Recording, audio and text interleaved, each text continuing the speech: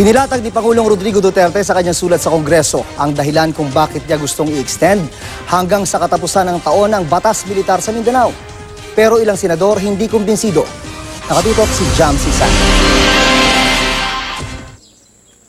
Matagumpay naman daw ang operasyon ng militar laban sa Maute ISIS sa Marawi City sa loob ng 60 araw na martial law.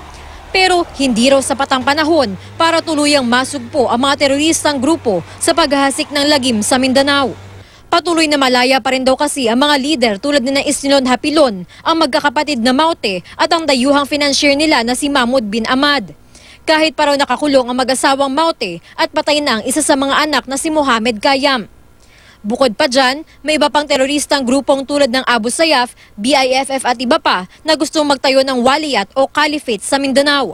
Pinondohan daw sila ni Hapilon para atakihin ang ilang probinsya sa Mindanao. Ang pondo ng Maute galing daw sa drug facility na nasa loob ng Marawi City at hawak pa ng Maute ISIS. Sa Senado kanina, nag-closed-door briefing ang mga defense and security officials ukol sa sitwasyon sa Mindanao para depensahan ang hinihiling nilang extension ng martial law hanggang December 31 ng taong ito.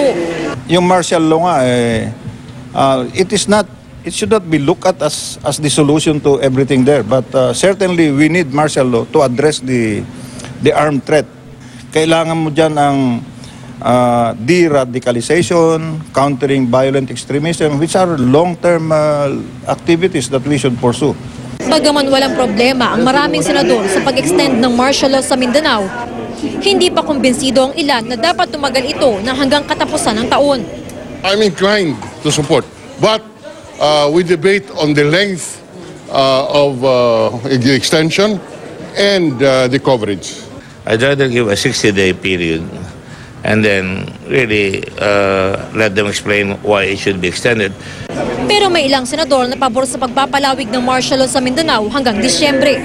Kung gusto po natin ma-rebuild ang Marawi kaagad-agad, kailangan maprotektahan natin ang ating mga sundalo.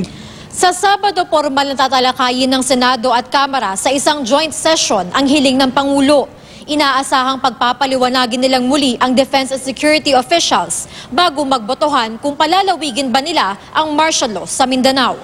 Jamsi Sante, Nakatutok, 24 Oras.